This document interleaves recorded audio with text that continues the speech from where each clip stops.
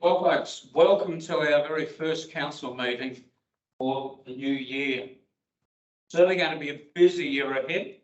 I hope we've all had a good break over Christmas, New Year, and a big thank you to our visitors, our guests in the gallery tonight. Great way to start off the year. So I hope we are all renewed, enthused, and remember I'm still on my L's, so please be kind. But no, it's going to be, well, as I've said before, it's not only going to be a busy year, it's going to be a busy 4 years. So much happening ahead. So, to get matters moving, as is traditional, I'd very much like, on behalf of us all here, to acknowledge the Barngarla people, the traditional owners of the land on which we meet tonight, and pay our respects to the elders past and present, and extend that respect to other Aboriginal and Torres Strait Islander people who may be present today. Now, I do ask you can either stand or remain seated for our opening prayer and our obituary notices. Almighty God, we humbly beseech thee to grant thy blessing upon the work of this council, to direct and prosper its deliberations to the advancement of this city, and for the true and lasting welfare of the people of this municipality.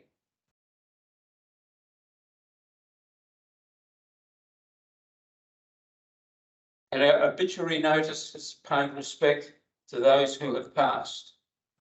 Mark Reed, Catherine Weir, Norma Hawes, Robert Mount Stephen, Stanley Reed, John Herbert, Helen Zimmerman, Janice Reena, Warren Taylor, Leslie Evans, Tracy Egan, Maria Mazzetti, Anne Wilson, Margaret Hannah, and Jean Smith. As is tradition, I would ask we give a minute's silence.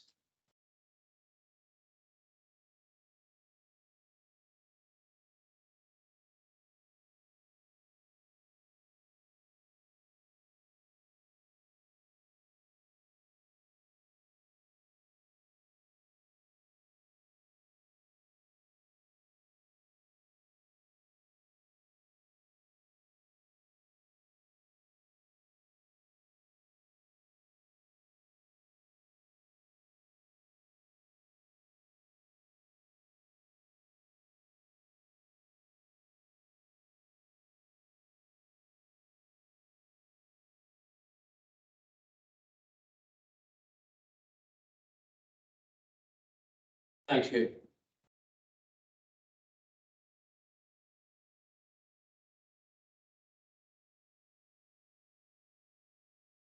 We have one apology tonight from Councillor Todd. We also have a leave of absence which was approved previously for Councillor Inglis. Item 5. In accordance with protocol, I do ask under 5.1 that we have any conflicts of interest. Thank you. And anything to report on gifts and benefits I have received? Other than your personal Christmas present. Thank you.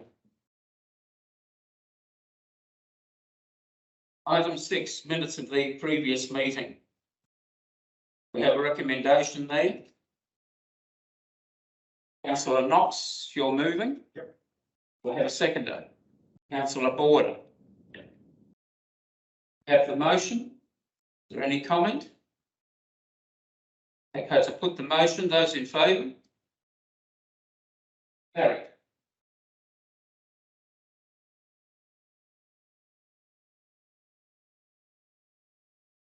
Under the heading item 7, deputations and presentations, we have a presentation tonight from the Rotary Club of Whyalla. We have Ms. Leslie Harter and Ms. Belinda McAvoy. They're going to do a presentation proposing a nature playground project for the city of Whyalla. And thank you for coming up with this, and thank you for presenting.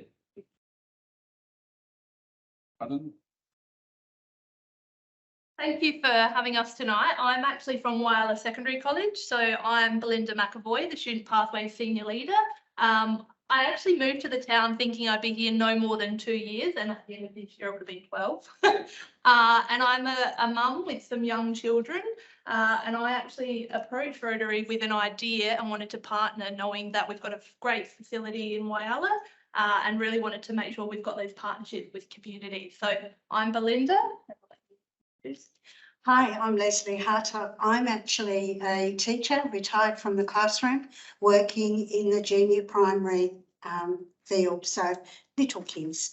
So when Belinda came to Rotary and approached us about having a nature playground in Whyalla, I got very excited, as you can imagine, that working with young children, their job is learning through. Need opportunities to get in there, get dirty and have fun, and then learn through those experiences. So what we are hopefully proposing tonight is we are asking on behalf, we are advocating for on behalf of Whyalla families, particularly young children and future tourists in Whyalla, to have a playground that is exciting for all children, no matter their age or ability level. We've been on a journey with this project. We connected months ago, and the original vision of this project was for my year 7s at the college to do an entrepreneurial day. So we like to do these challenges where our students are building collaboration, communication, problem solving. And so the students have already spent a day planning out a future playground that could be implemented. And we took it that next step further, and we connected with Jo at the childcare centre, so with the council. So we had Jo come on the day and actually pick out a winner, and she's really eager to hopefully implement some of these designs in her area in the short term, but knowing that we would love to partner in the future with the school, with Rotary and the council. So what we're proposing is, we've had a look at your great foreshore design. We think it's amazing, but we would love to add value to it. So we can see in there that you have an adventure play area. I guess we have some questions about what that would involve. But we think that you could add value to the design by having Adarada Gardens set up as a bit of a mystery type area, where you're adding that nature playground element. You're not having to really change the terrain, and you're adding value to it too for the students. And we also talked about possibly having, that critical and creative thinking and that imaginative element for our children, where they could actually go on little adventures throughout the garden, and you could have sections set up, which is really attractive for parents and children, and even school groups to come and bring those students and tie in curriculum to that particular. I guess as a college, we would love to also partner in supporting where we've got trade students. I have on average 40 to 60 trade students doing different certificates every year. We have a few that are actually in school partnerships with the council at the moment, where they're doing civil construction, but we also have Cert 2 in construction as well. And I would love to see that those students were able to get on the tools and actually use the experience that they're learning with TAFE at the moment and partner in this project. And another example could be our cooking program. They could be there catering for a grand opening, or our art students could be there supporting with artwork that might come about from that project, or mosaic into a pathway that could occur. So great visions that could come about from this project. Oh. Okay, so what does a nature playground actually look like? A nature playground uses the natural affordances that are there. So it's about running water, or logs, or stones, or anything from nature that can be used to engage the children and families in play.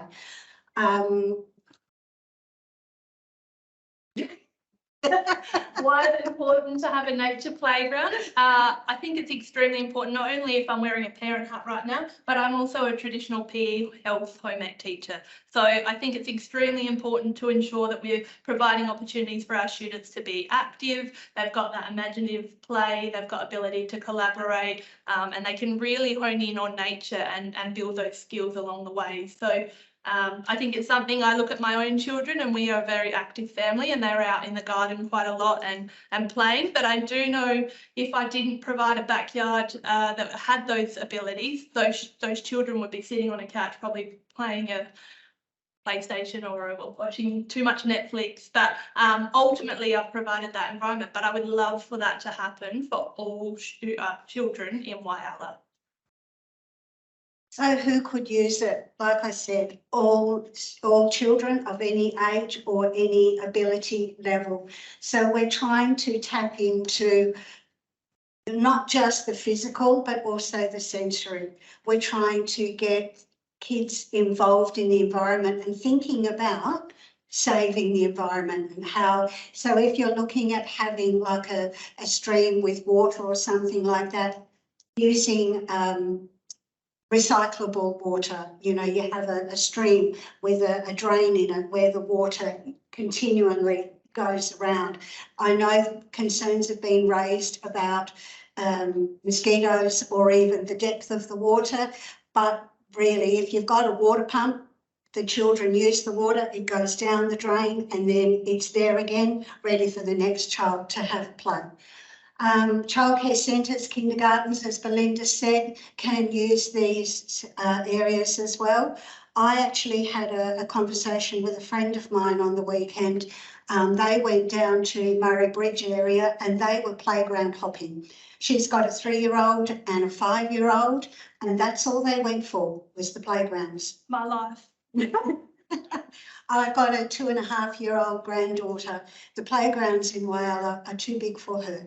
She's only very tiny and she cannot access the playgrounds because they are designed for older children. So if you're looking at nature playground, they are for all children, all level of abilities, not just 10, 6, whatever.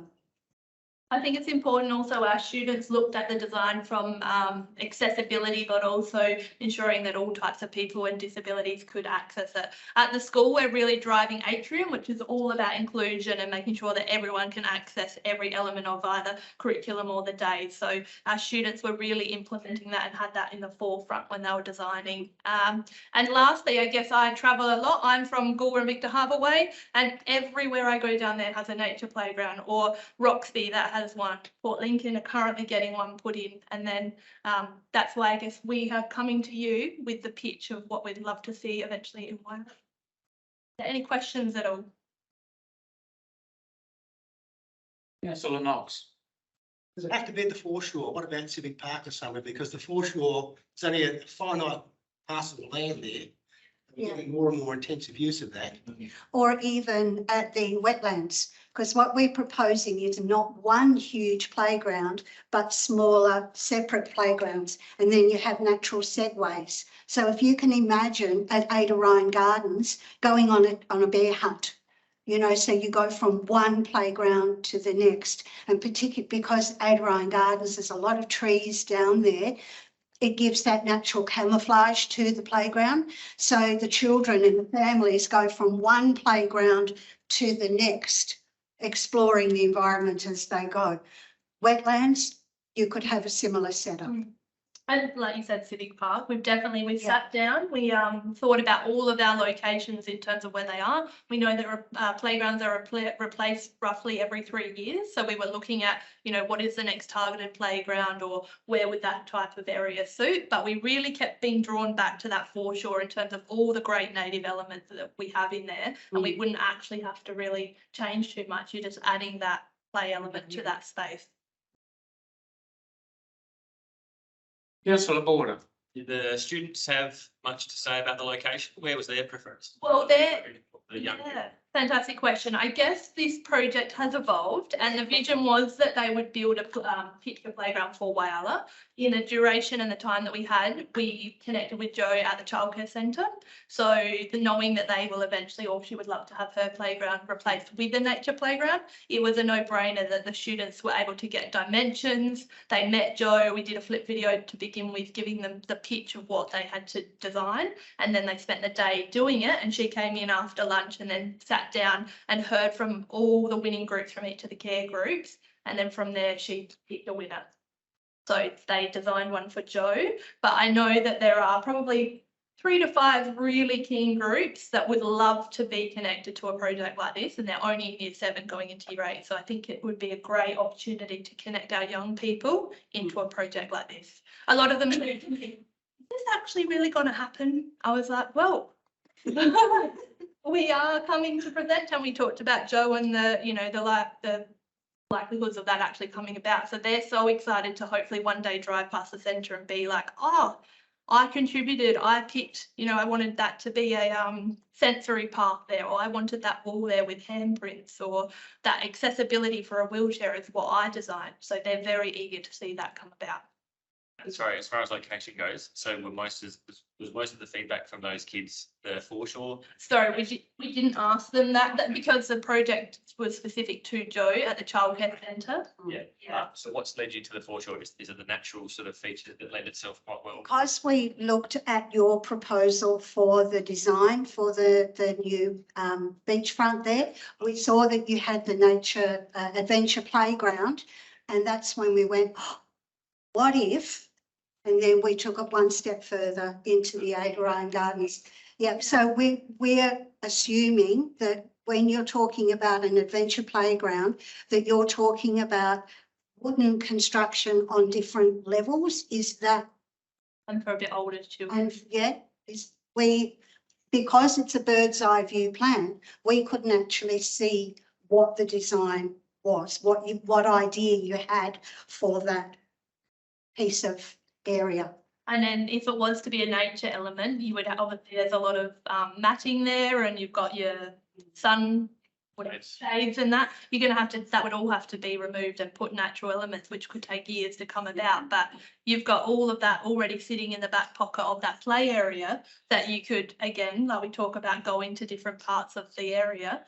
And for tourism, I think it would be a great attraction in terms of a lot of people coming through the town of that's where they're stopping. They might be going up to Hummick, or they're looking at the new jetty. It just gives another extra value for that family that wants to stop and sit there for an hour and maybe have lunch at the cafe. And, you know, it's a whole adventure on the way through Whyalla or staying at Whyalla. The areas that we're proposing, the play areas, don't have to be huge. One of the things that I would like to see go in there is the sand pit with the yarning circle. So that is just logs and boulders. Can you imagine that? How exciting would that be? You know, to actually go down there and do some storytelling. Any other questions?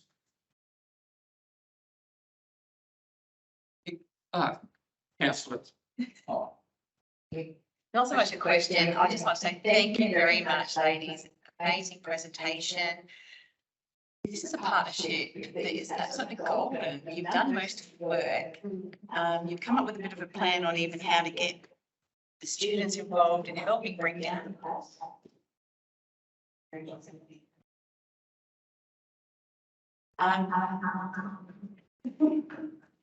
Is your volume turned down? It's actually off. Sorry, it's just, wait a second. I've got nothing to do. Technical difficulties. I'm very sorry. Turn that off. Yes, that's better. Okay. As an educator, I can absolutely see the value in all of this. When you're using more than one sensory area, you're definitely going to learn a lot more. And nature play, the studies have been done just to show over and over again that we actually do need to go back to basics. Yes. And it shows our community that we can actually do a lot with a little. Yes. We don't need to spend a lot of money on fandangle big structures. No. We can do a lot with what we've got, and a lot of learning can come out of that as well. Definitely. So thank you very much. I think all the presentation that you put together for us was absolutely amazing. And I love the collaboration. Thank The teamwork. Thank you, Councillor Bond. Any final opportunity to say anything, please? Please. I will thank you for your presentation. Motivational start to this year. And you are quite right. These playgrounds are going up everywhere. and certainly we will take this on board. And thank you for your efforts. Thank you for having us. Thank you. That way.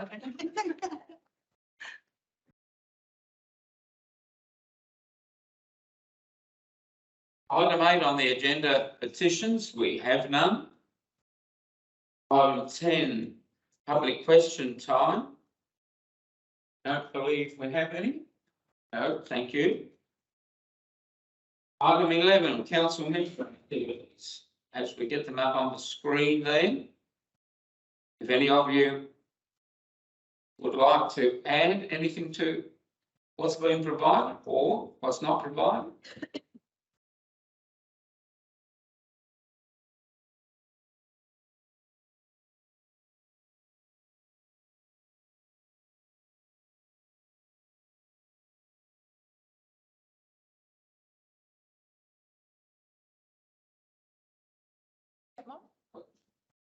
Oh, sorry, I missed it.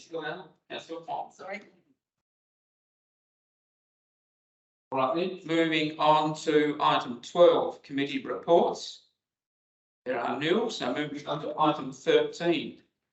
Council officers, 13.1, the Office of the Chief Executive with his action report.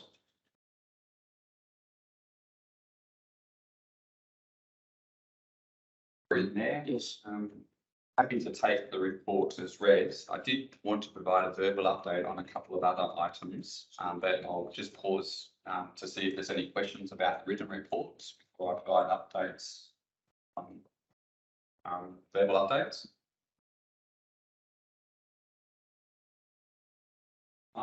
Just through the mayor, just wanted to update councillors on a couple of things. So Mayor Stone and myself met with Minister Catherine King, the Federal Minister for Infrastructure, Regional Affairs and a whole heap of other aspects of the portfolio regarding airport security funding. I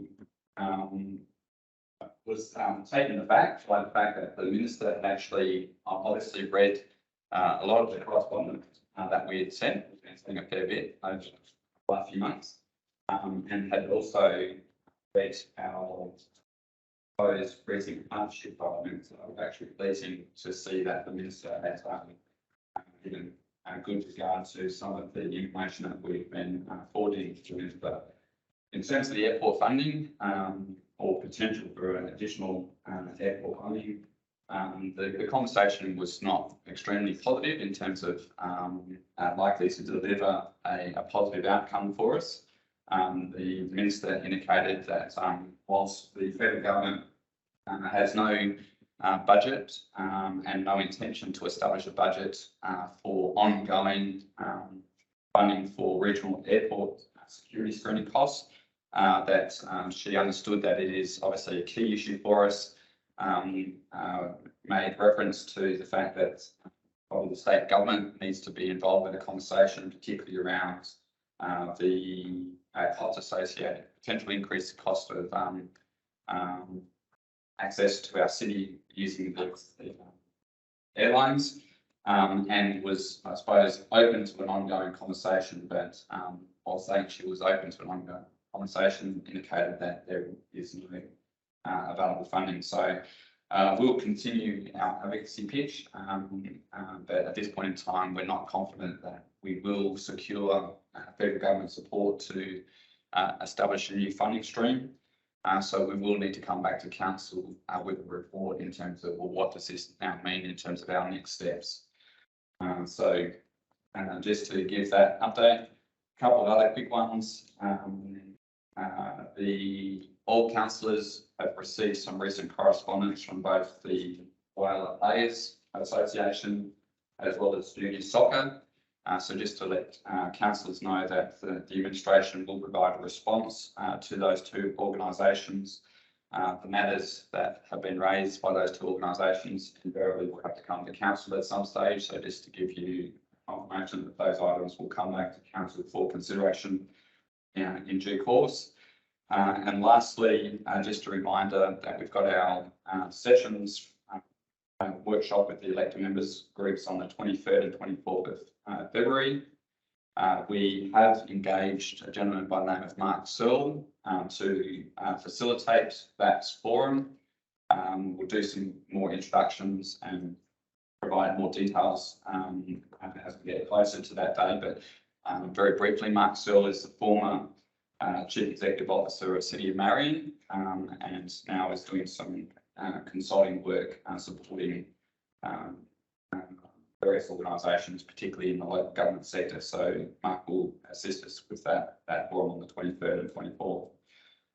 Happy to respond to any questions in relation to those additional matters. Yeah. Any questions? I have, if I was on leave until the events closer with this airport business. That's, to me, that's not good at all.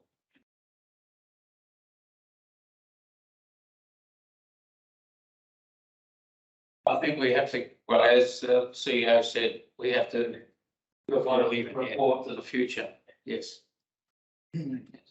Maybe if I could just add, we'll provide this in the written report in due course, but in addition to that, we, Mayor Stone and myself did also meet with Minister Tom Kirsten-Tonis, State Minister for Transport and Infrastructure.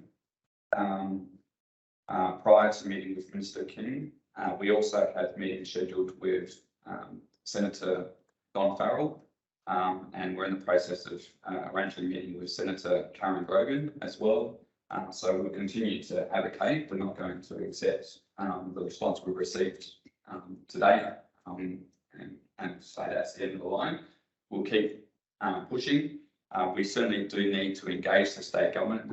The Minister King was very clear in her personal views that the additional cost of airport security should be passed on to passengers, not passed on to ratepayers, and noted that we won't be the only airport or locality that would be affected.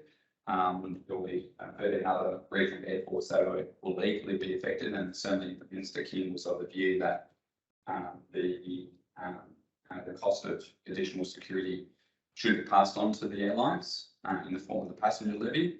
And that essentially becomes a user pay impost or additional challenge.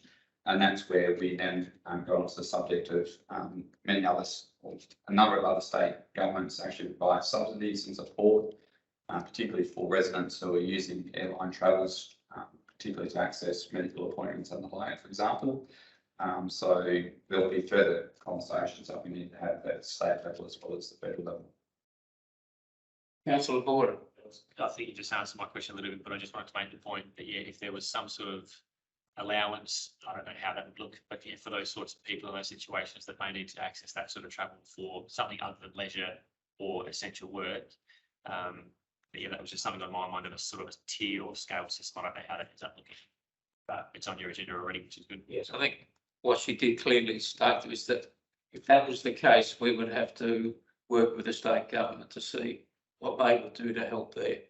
We did raise, as has gone out in correspondence to the Minister and others, which was being discussed at the time of the change of government, and that was that if there was a national levy, and it works out at about 71 cents a head, so even if you rounded it up to $1 on every passenger in every airport, that would cover the whole situation.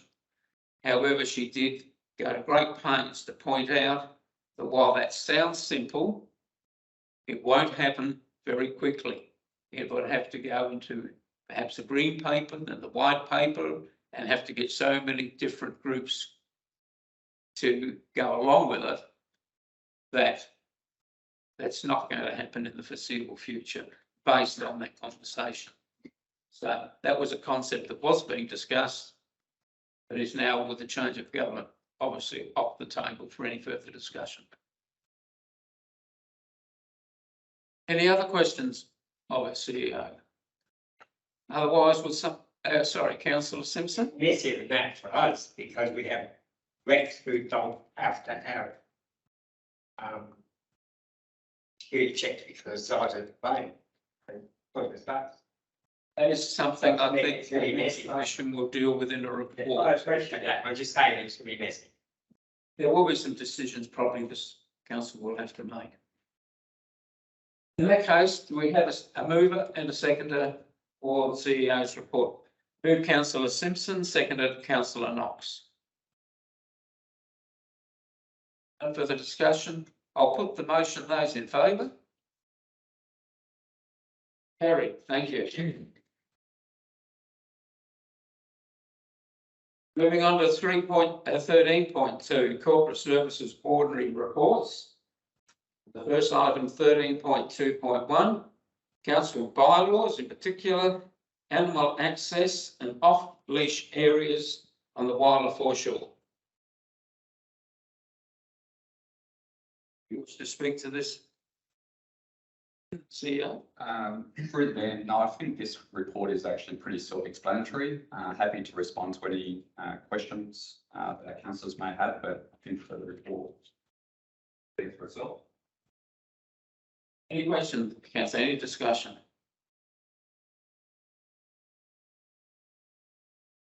Okay, Sorry, councillor Borden. I thought it was a great example of balancing it. The outcome being a good split, not necessarily a good or a bad split, but a 50-50 or so split amongst residents, and striking a balance. I thought was well done, and I enjoyed reading the report. Any further comments? In that case, do we have somebody to move and second? Move councillor Knox. Have a seconder, councillor Border. There's no further discussion. Put the motion. Those in favour? Carried. Thank you.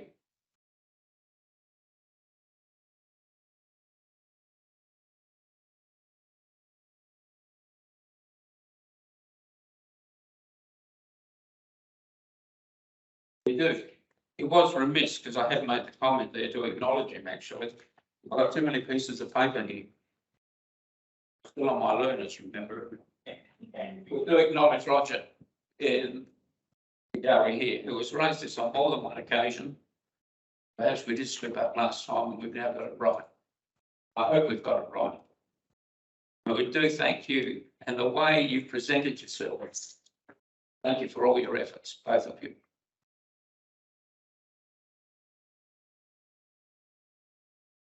On to 13.2.2, the monthly budget report.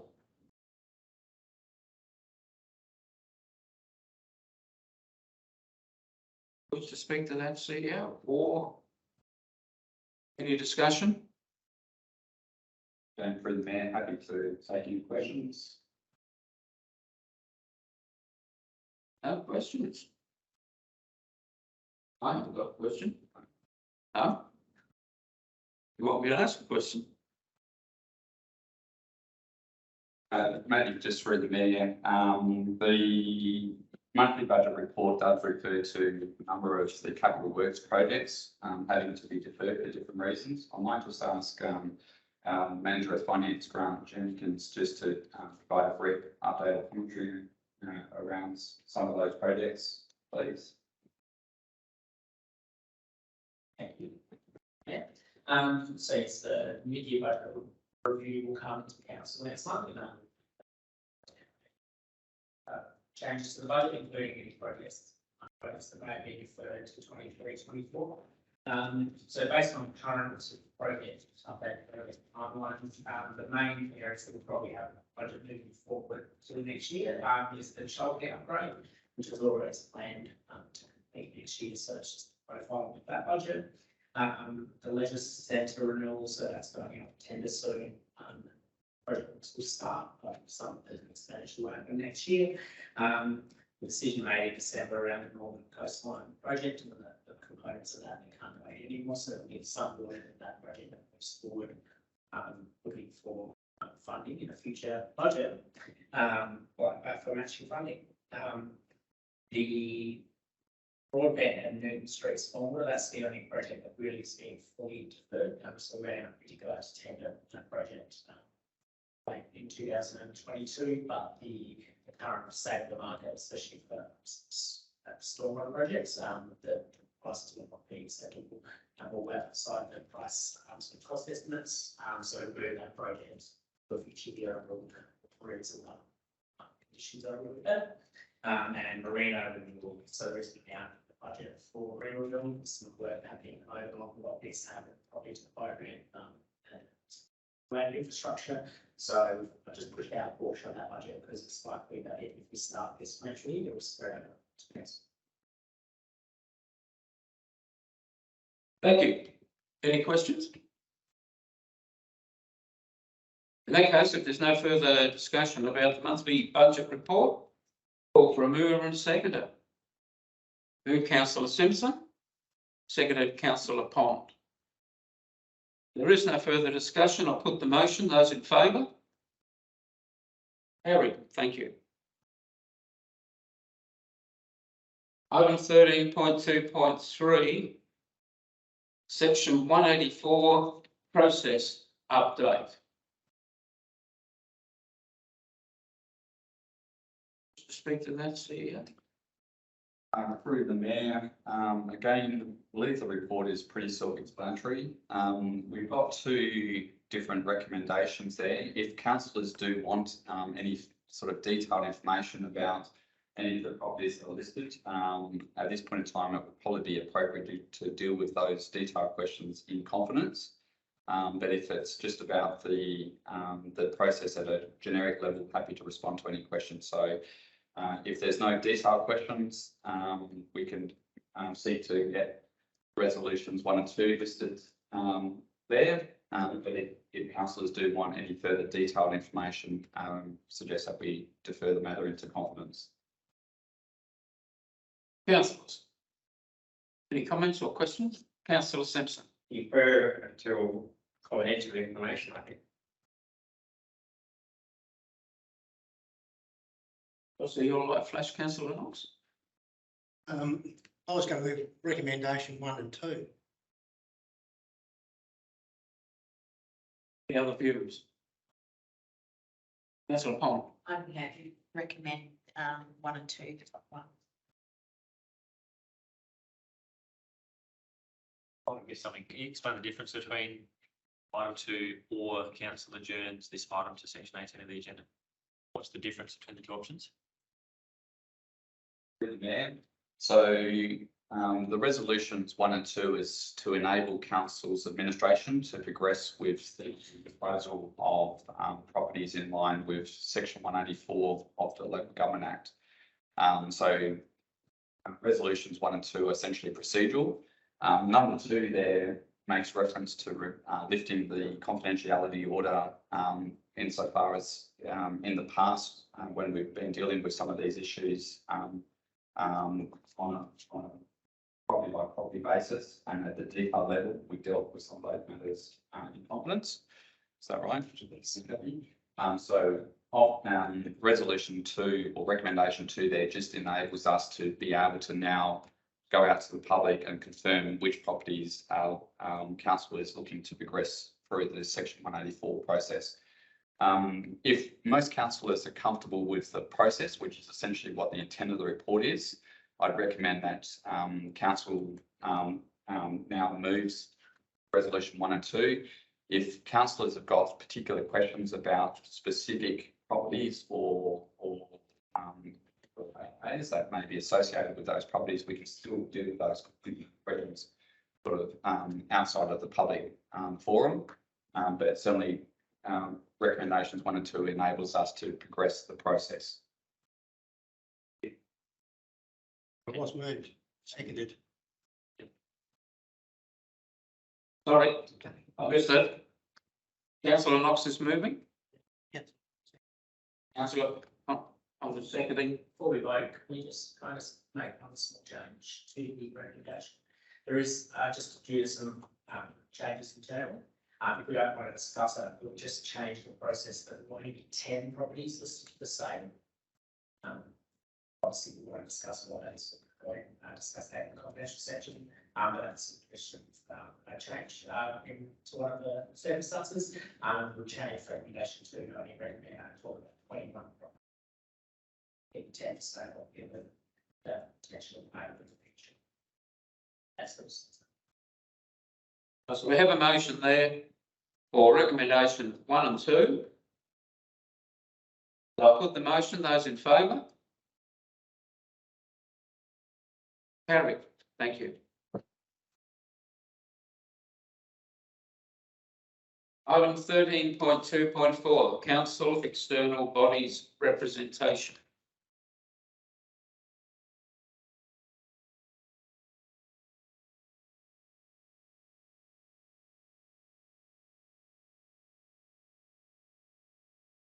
I think the report is very self-explanatory, although the recommendation 1, they are looking for another name to go alongside mine, whether you wish to speak to this, CEO, or we just take it as read. Kathy? No, take it as read, as per appointments, and generally, if there's more than one councillor who seeks nomination to the, in this case, the GFG Environmental Consultative Group, we will do a secret ballot process, but in the first instance, just seek nominations for that role. Looking at recommendation 1, an elected member to accompany the mayor as a rep on the GFG Environmental Consultative Group. Do we have any nominations? Councillor Border. Want to nominate, please? Councillor Knox? No. Any other nominations?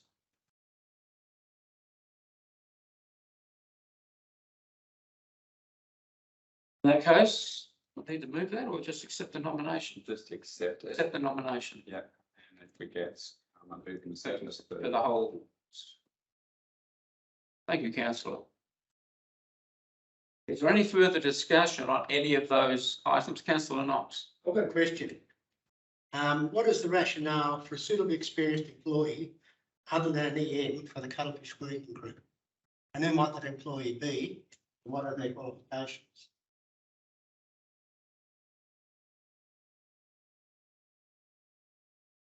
Wrong button.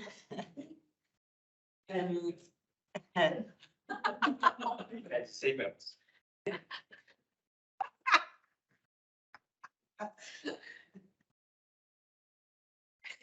Sorry, I made her giggle. What you do when you're not, sort of in the middle of a council meeting. Thank you for the question. Your fault, Councillor Ward.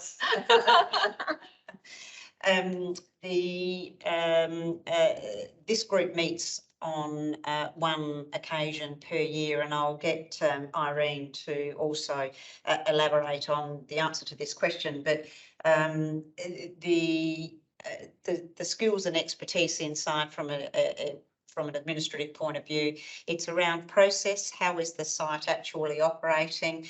What are the number of people that are actually going down through to the site? It's around how the infrastructure is actually working, whether the infrastructure is working in a way which is facilitating the good use of the site, etc. And so that's where we felt that a staff member in attendance at this group and at that one meeting per year, given the knowledge within the administration as to the utilisation of the infrastructure down at that area. Irene, did you want to add anything further there?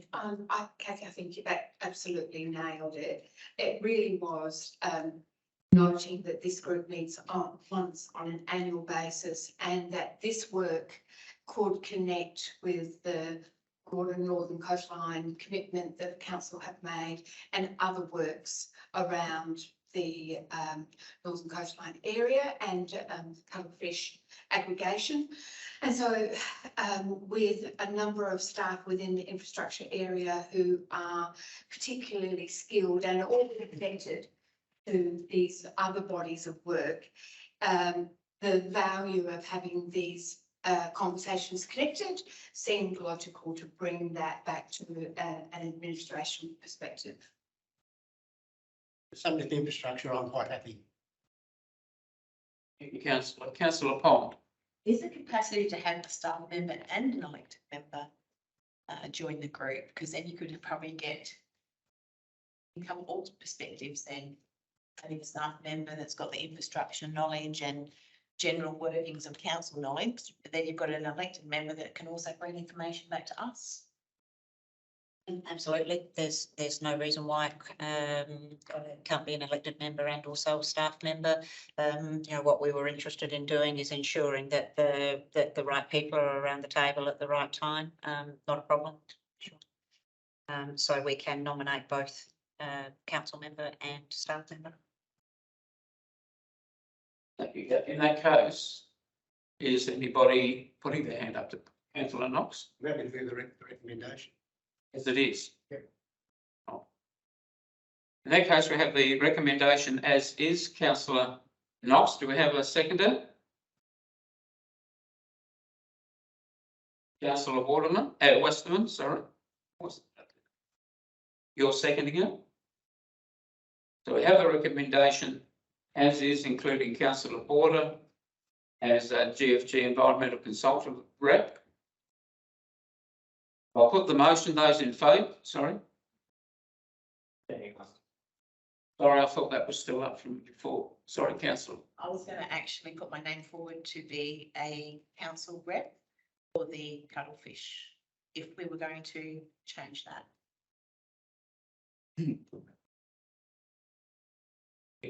That is an amendment. That would be up to David would be happy to. As a mover, I'd be happy to modify. With that in your motion.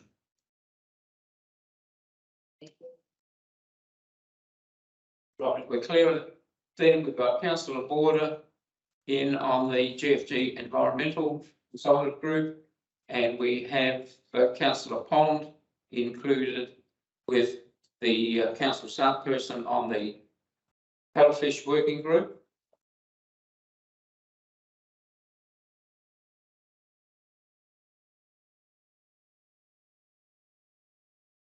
Would our seconder Yes, I agree. call that? Yeah, that's why you're the CEO. I think we've got it now. I'll put that motion. Those in favour? Carried. Thank you.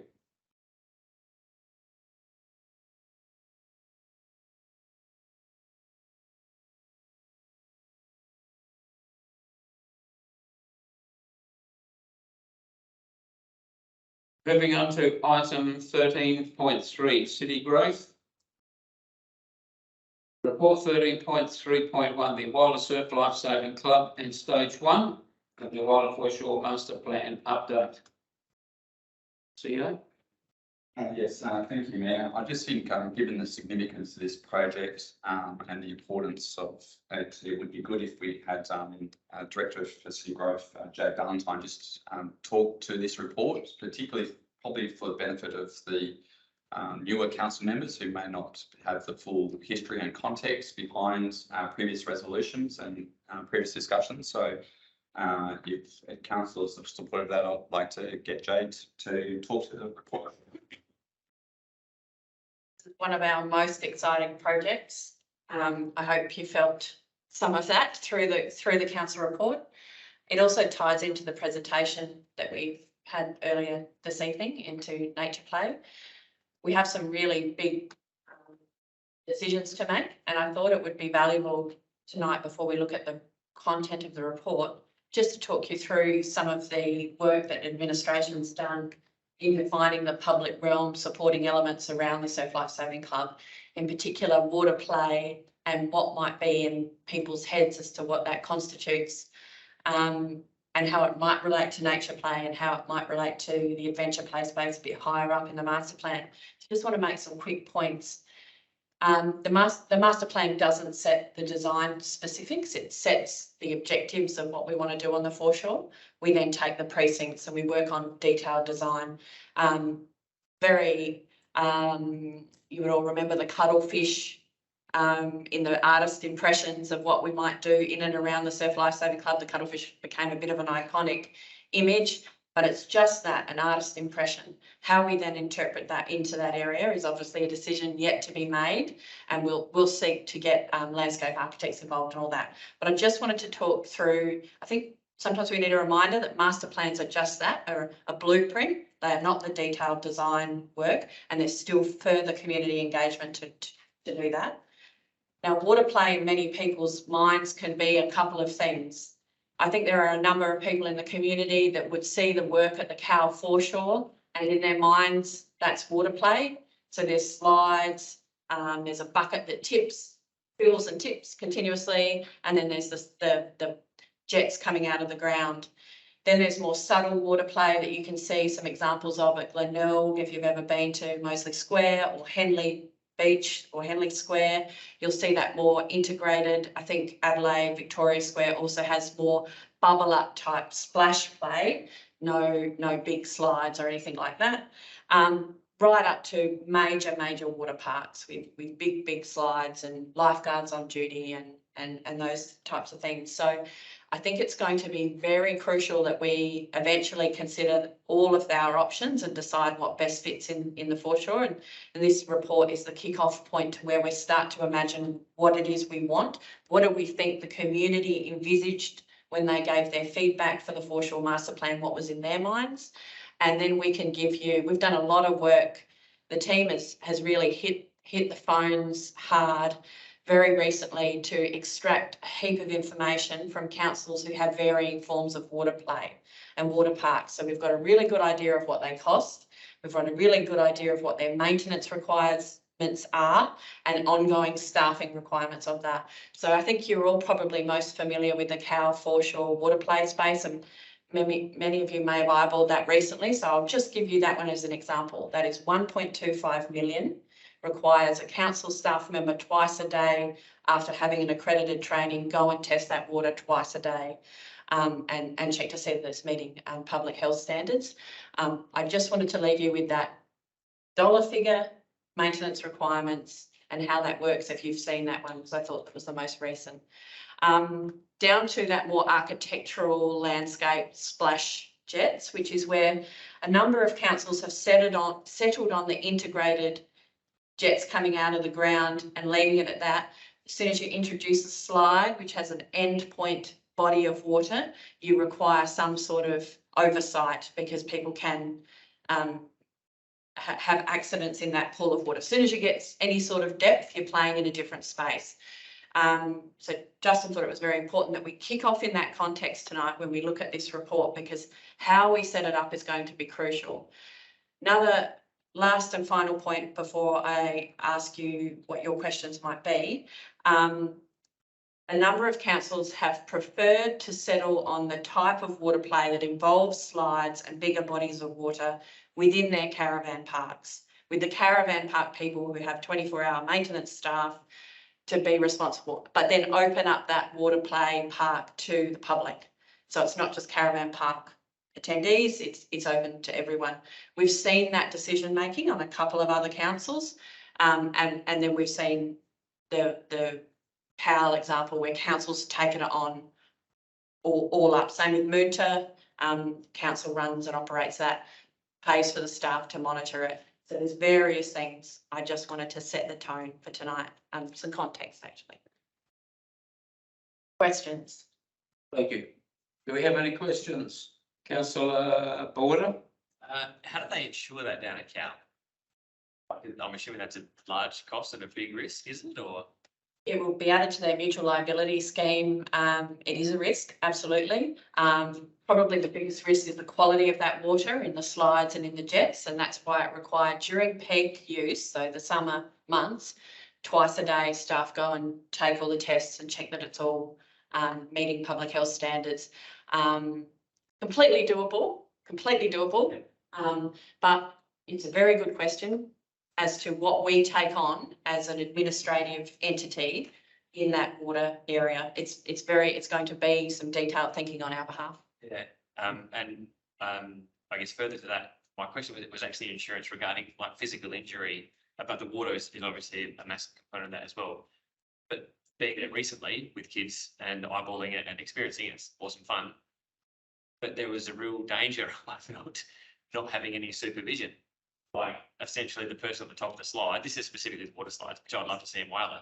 So then I just think, far out, how long is it going to be until someone absolutely slams into somebody at the bottom I'd hate to see it happen, but it nearly happened a number of times and it's just, no one is there watching it. I was thinking, what's the insurance company thinking? Copper Coast Council very much comes up against that and elects to have monitored staff, paid staff there. It's also the reason why many councils elect to try and negotiate with the caravan parks to have that style and then to just do the more splash play style jets. So there's no slides. The slides really take you into a different realm. It's a good pickup. Have there been many, do you know of any insurance claims that have come through from not just Cal, but like anyone else that has water slides that the councils look after? Is it a big risk? Does it happen very often, or is it like, oh, I haven't heard of them yet? Or I think it's a good question and we should ask that of the mutual liability scheme. Any other questions? Okay, see ya. Can you also just talk to why council previously focused on the building, the Surf Life Saving Club building as the priority, and where our current thinking is? We were certainly hoping that the Open Space Fund, which state government operate, would be the first funding that would become available to bring some of our stage one blueprint to life, and that turned on its head this year when the Open Space Fund was directed to only the purchase of land for pocket parks. It's put us out of that realm of what we thought was a doable section of stage one into now contemplating the full breadth of stage one, because the most likely funding coming our way is going to be federal government.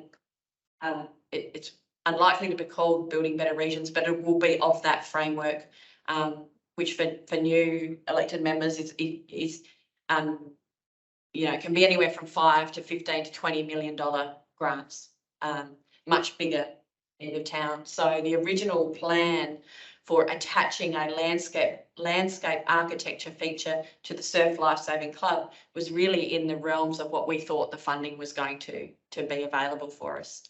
And unfortunately, we got a curveball. Yeah, very curveball. Any other questions at this stage? Otherwise, yes, councillor Simpson. Third place paving build is still going ahead. They're quality. Yes. Thank you. Last chance for questions. I'll call for a movement, a second of the recommendation. Receive and note the report. Moved councillor Westerman, seconded councillor Campbell. There's no further discussion. I'll put the motion. Carried. Thank you. Now, if I may have a moment of indulgence with the CEO, we have some presentations in just over 15 minutes. Do we wish to take a break for supper now? Otherwise, it's supper after 7:15. Members, do you want to break now? Keep going? Because what we will have to do is just interrupt wherever we are at 6:45 for the first of the three presentations. We should all be finished by 7:15, so we can take a break now and at least start supper so that very cautiously can keep going while the presentations are on, or wait till 7:15 for supper. Councillor Ball? Have a break now? Or keep going, sorry. Break now or keep going? I'm happy to keep going. Okay, so if there's nobody saying I want to stop, and keep going. No. Right, item 13.4 to the infrastructure. 13.4.1, provision of disability car parking at Mandalay.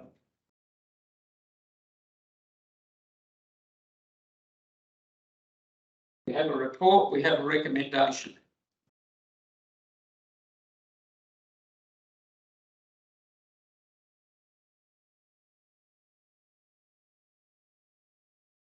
Have a mover and a second. Councillor Knox moved. No, I Sorry. questions. Right. Firstly, what was the cost of Circa Traffic Agency's report? And why couldn't it be done in-house? That's the first question. You want to respond to that? Which one?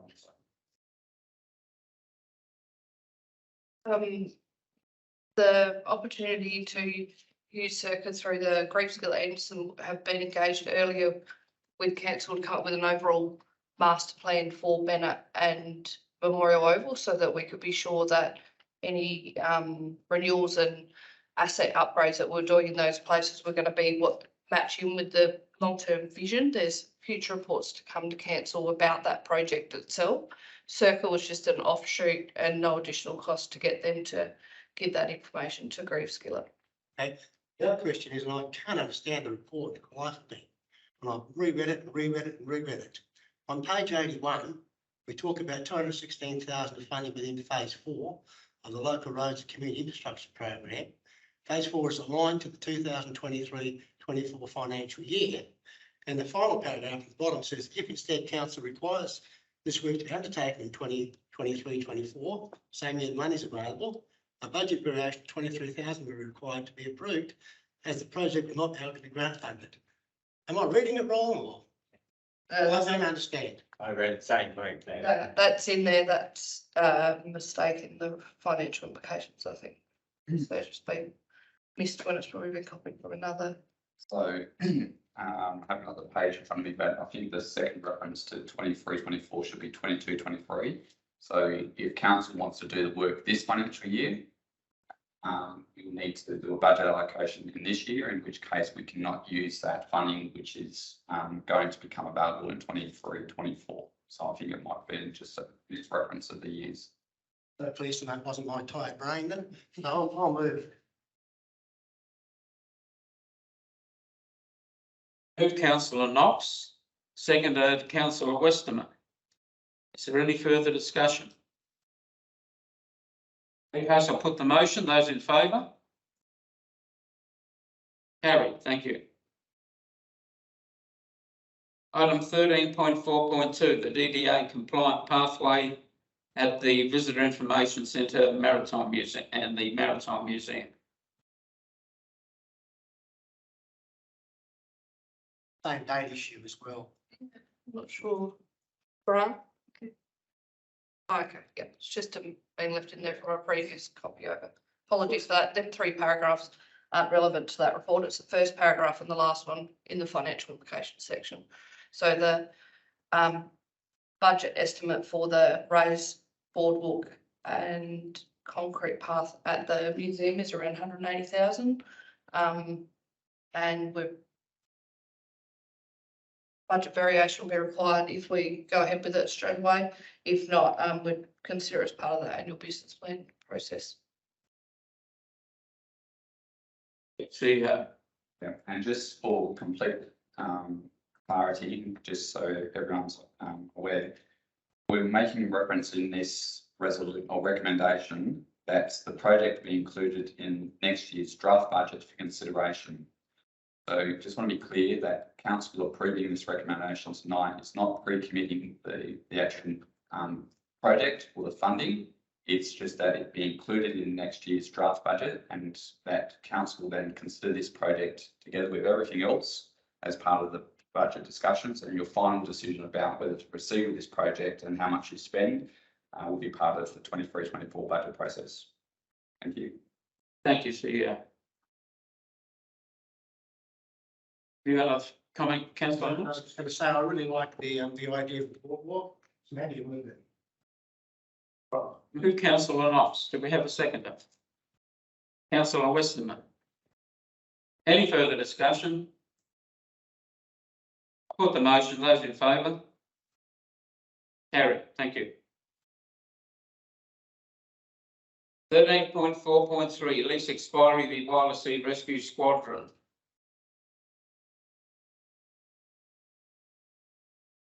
I think that's fairly self-explanatory, unless there's any need for further comment, which the Knots say no. We have no discussion, council. I'm trying At to the same time. Councillor Simpson. Voting. Right. We have a motion moved by councillor Simpson. Do we have a seconder? Councillor Campbell. I can't see your light. Your water bottle's in the way. That must be why. There we go. I didn't even see red water. In that case, if there's no further discussion, I'll put the motion. Those in favour? Carried. Thank you. And now might be a good time to look to go into confidence. Essentially have a short break before we do presentations. If we need to follow us through the session. In that case, would somebody care to move that we go out of the open council meeting and into confidence? Councillor Pond, seconded councillor Westerman. Put that motion. Those in favour? Carried. We now go into confidence.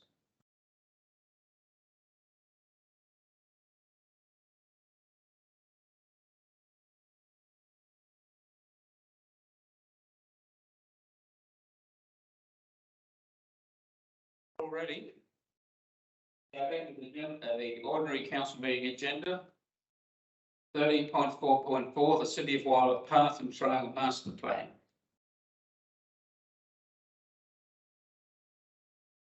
Do you wish to address this or staff addressing? Speak further. In the first instance, take it as read and happy to respond to any questions. Do we have any questions or comments? Nobody else has got anything. I've just got one. I'm uncomfortable with recommendation 2 at this stage. Could be interpreted as what substantive comments. I believe we should receive a report with the feedback and that motion, that part of the recommendation be addressed then. I'm just uncomfortable putting that up now to say, well, look, if we don't think we've got much, it's already adopted. That's just my view. So I'll throw that in.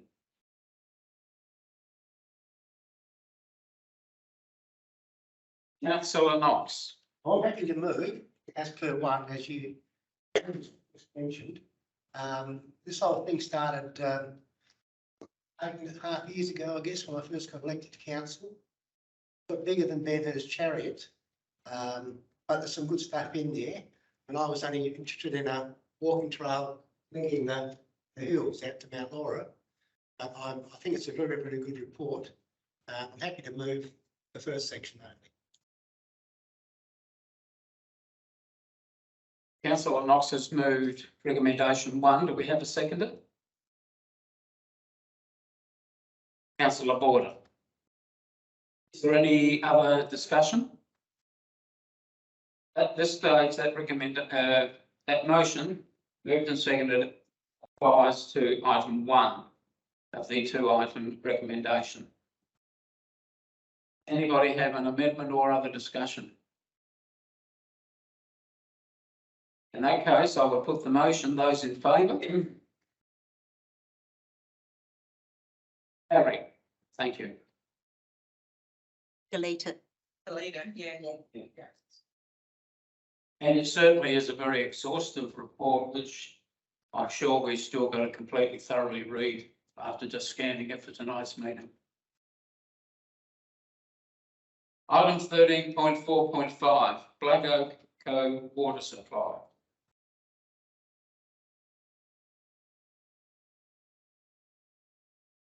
We have a fairly exhaustive report there about the background, how things are being addressed at this stage. Is there any discussion or questions? Councillor Simpson. I received a phone call and text tonight from Alan Hall, who had visitors out in that area who were camping out. And he sent me a picture of 4 o'clock for the Tapper area. And there's a guy who turns up once a week with a ute, and 50 to 60 jerry cans to help sell the water. Right over. I don't know what we do about it, but it sounds like we're just stealing water. It adjust, there's a picture of a hand base where you remove the bottom U-bend, so the water goes straight to the sink into a jerry can. Now, do we police that? How do we police this? What do we do? I'll give it to Kristen. But so we gotta look at that. Where you carrying the sink. How do we police this guy digging the water? Through the mayor, that item that you just raised is probably not directly covered with this report. Okay, sorry, yeah. It's associated though clearly with water and water usage around that area. So we'll pick up that issue that you just raised. Water being used out there, Yeah. illegally. Yeah. This report talks to what charge that we look to implement for the supply of water to the various private properties in that area.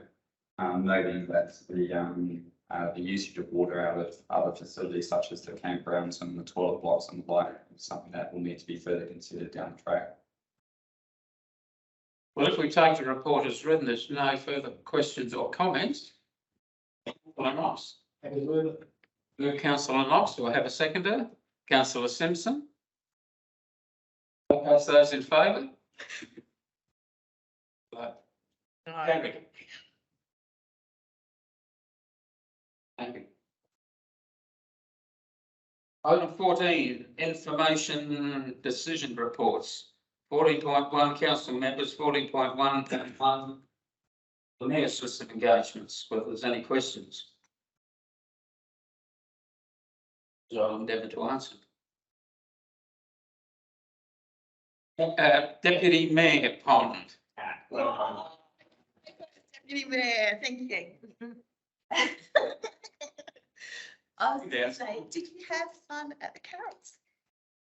With your lots of rolls? I think the carols was exceptionally successful, and if we can achieve that every year, it will be fantastic for the community. And it's something council should certainly be involved in.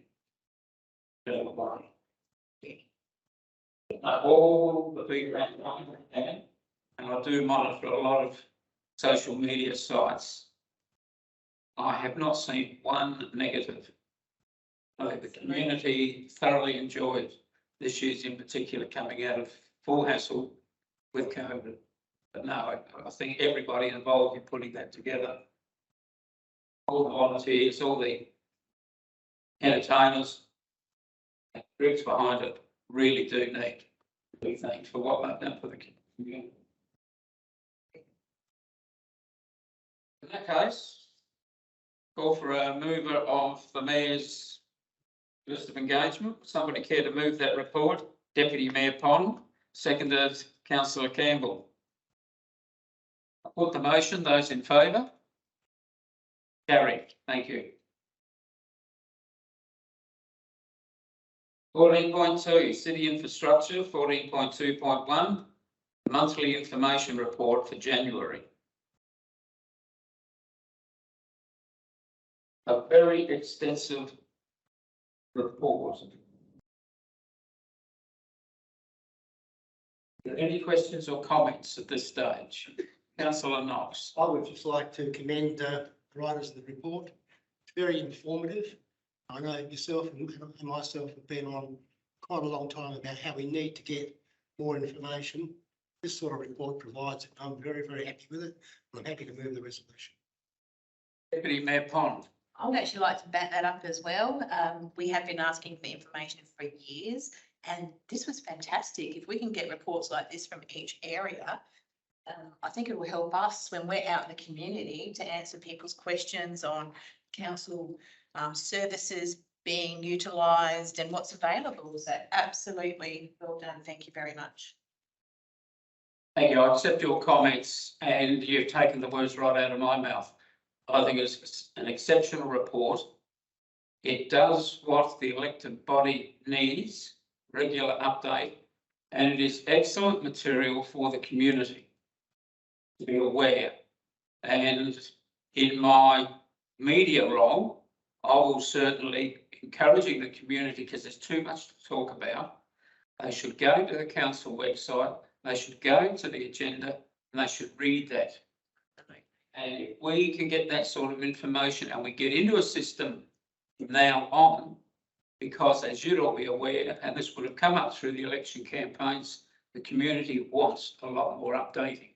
And I think we have made a good start for 2023.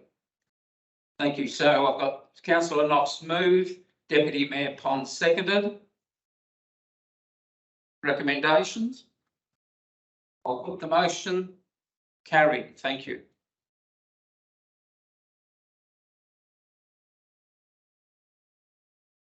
Item 15, notice of motion. We have Neil. 16, questions on notice. So we have questions from last meeting. Do you wish those to be read out, or do you want to accept them as printed? Accept them as printed. Thank you very much. Definitely excellent questions with appropriate information. So hopefully that will help with the future as well. Thank you, Councillor.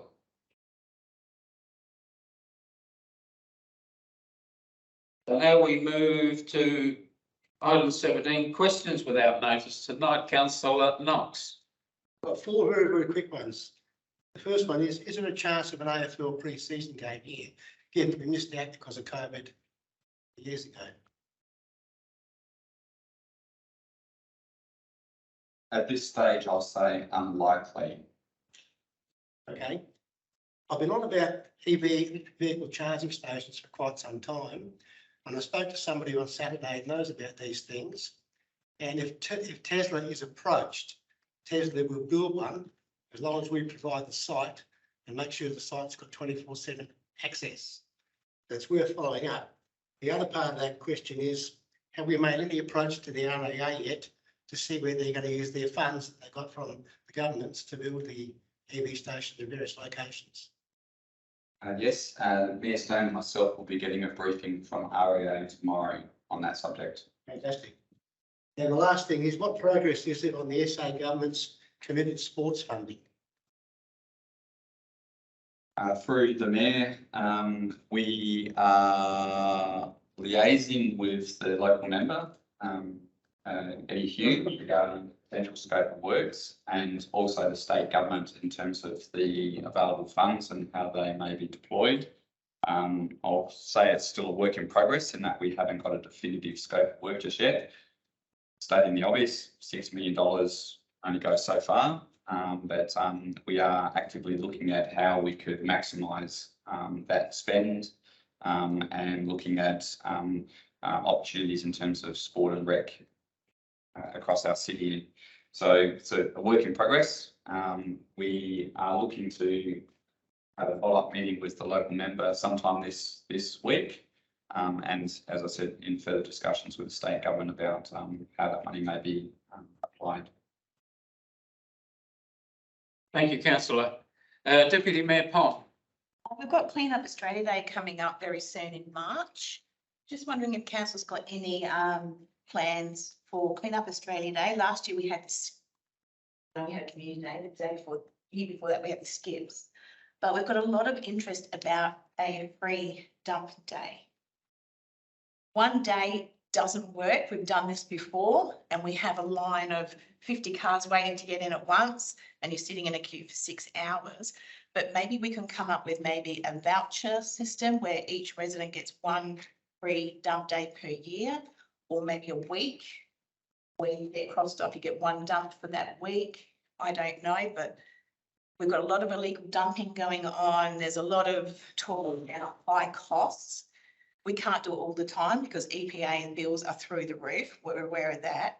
But is there some way we can help the community? And being Clean Up Australia Day, perfect opportunity to promote having a good clear out and getting rid of your rubbish. Through the Mayor, I'll provide an initial response and then I'll defer if there's supplementary information. I think there was 2 questions in there. One is a request for a report regarding how we could support as a council potentially to provide free dump days to our community. So we'll take that on notice in terms of request for report. In terms of activities specifically planned for Clean Up Australia Day this year, I might defer to Robin if we've got specific plans. Yeah, so Teresa and Joel just embarked on it's just they're looking at running an actual event. They're going to clean up an area of Whyalla again, go back to that model for this year. I know we've had skip bins on corners a couple of years ago and stuff like that, but I think this year they're looking at more of a actual community event where they're going to clean up a site specific, but I can't recall what site she's thinking about. I do know. Oh, you do know? I do know a few more details. It's Wilson Park. They'll set it up with barbecues and gazebos and shelters, hopefully with Apex or FDS running the sausage sizzle. And residents can collect their bags, go to wherever they want to clean up Whyalla, and Whyalla has agreed to provide a skip at the park that people can empty their bags in. So that's just for the do your part. That's what we had planned last year. There were only 3 of us in the community that actually turned up for the whole day, and I ended up taking the rubbish. So Whyalla weren't there to collect it. So maybe crossing I's, dotting T's, maybe look into it a little bit more, because it just fell in a heap last year. And there were only 3 of us in the community that actually turned up for the whole day, which was a bit disappointing. Councillor Boyd.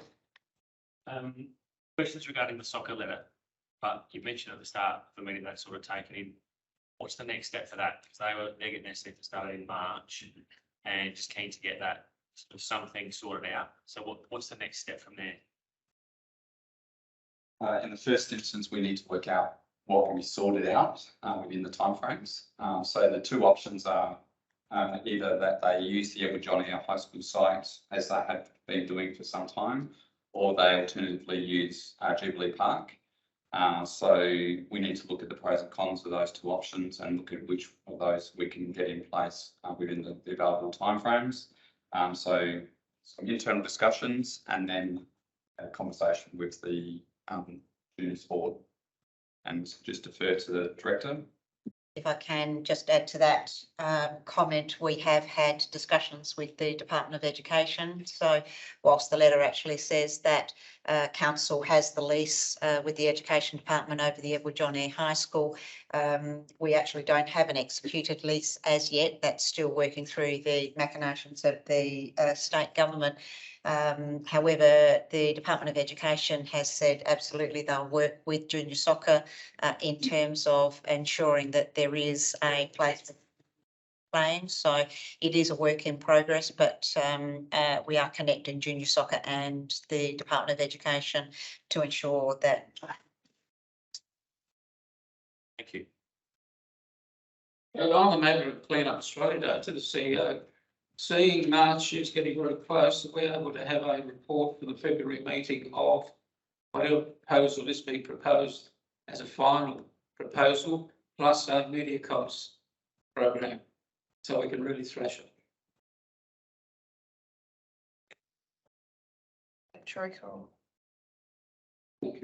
Yes, we'll take on board the desire to have a fully full report that comes to the February meeting.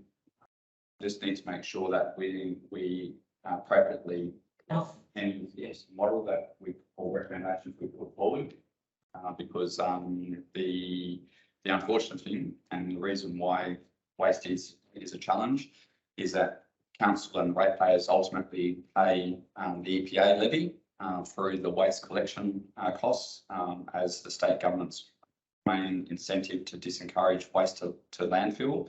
And we essentially open the gates to enable the community to dump free of charge. There is a cost to council and the community and the city at large for the waste that is disposed of. So we just need to be mindful of what those costs might be, noting how well patronised those skips were 2 years ago. My concern is that if we open up the dump gates, we could be absolutely inundated with significant waste, which on one hand is good, but on the other hand does cost our community. Clean Up Australia Day this year could be the ideal opportunity to launch a significant awareness campaign, because there's obviously, you see this on social media, a lot of our community fully don't understand that the days of having a free dump with a hole that you just chuck everything in are well and truly gone. So perhaps as part of Clean Up Australia Day, it gives Commerce plenty of time to put a program together that will launch an awareness program. Thank you.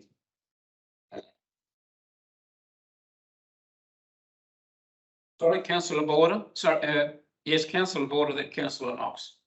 Or the other way around, councillor Knox and then councillor Border. I just want to make a comment about Clean Up Australia Day. I'm not sure that Wilson Park's the ideal location because it's a fairly tiny park. There are far more places in Whyalla that need our attention than Wilson Park. That's my opinion. But the other side of the coin is as well. When we were doing this years ago, we had very big input from local clubs. For example, the Forward Drive Club took over and cleared a section of bushland outside Whyalla. Quite a few clubs got involved. Maybe we should rethink about that, trying to get them involved again. On the location of Wilson Park wasn't there as the place or the location that was to be cleaned up. It was just a venue to host a community awareness activity and provide bags for people to go and do the waste collection. So the suggestion of engaging various community groups in terms of the call to clean up is well made. But just want to be clear, we weren't talking about just cleaning one part of it. Councillor Border. Two questions. One is about the Australia Day cleanup, but it's more specifically just about reducing, reusing and recycling. I think you touched on it, but just education and just telling the community, look, we've got a problem. No matter whether we do a free dump day or whatever, you're going to pay for it somewhere.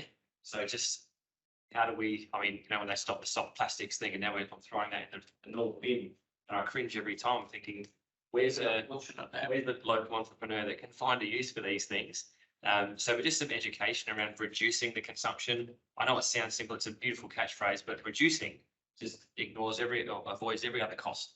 So yeah, just reducing, reusing and recycling, but actually putting some emphasis behind that. I think from a council's point of view would be really good. And then completely separate to that, but Golf View Drive, just had some feedback from some shackies down there. That's the road that leads out to the Fitzgerald Bay Shacks and that sort of stuff. There's been some money spent, I'm assuming. I don't think it happened for free. And the roads were attempted to be improved. The responses were that it's actually made it worse, that there are now sharp rocks with the haulage or the dumping, the things that were, the material that was brought into the roadways have made it worse. And also feedback that the grading of the road has not been good. I don't drive a grader, but the person that was speaking to me did. And I've experienced it firsthand that it can be, I know that it's on the agenda, and having a sealed road in a few years' time, if that's still the case, would be wonderful. But even just round pebbles, something needs to be done. Like there are some serious safety risks. It might just be for a smaller percentage of the population. There's a lot of caravanners that go out there as well, and obviously having a big load behind the car. I think it is a legitimate risk that until something happens, we may not do anything. I'd rather do something before that. So yeah, question without notice, whatever. Yeah, response. What's the response to that? What can we do? Will we take that on notice? Councillors, this is 4 questions. So if you can be clear in terms of your questions, we'll either respond straight away or we'll have to come back with further information. In relation to that particular question, we'll come back with further information about what's been done in the past and what we should do in the future. Yeah, councillor Campbell. Just a question on that Clean Up Australia Day. I do understand there's been a problem in some of the areas in Whyalla with needles. How would we combat that on Clean Up Australia Day when we're encouraging people to clean up? Will council be supplying sharps containers for the people that are doing a cleanup? And how does that go with our liability if someone is stuck? Very good question. I'm going to take that one on notice as well. Well, thank you very much, everyone. Moving on to item 18, motions without notice. Thank you. No motions without notice. Item 19, consideration confidential items. We will now need to move into confidential again. So would somebody care to move, second that? You refer to, item 19.11.1. You've got a resolution there at the start of the agenda item, which is to go into confidence to deal with this matter.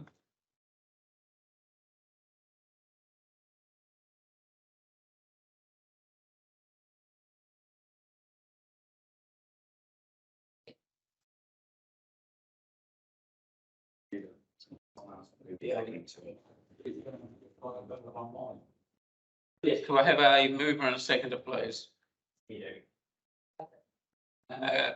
Move, Deputy Mayor Pond, seconded councillor Simpson.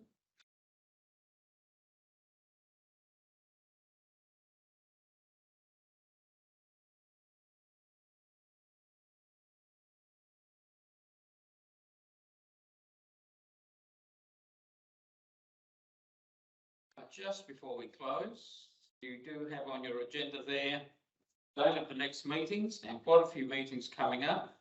I do encourage you to make sure they are all in your diary. As I said before, we have got very busy, well, at least 2 months coming up with council meetings, the briefing sessions, our mandatory training, workshops.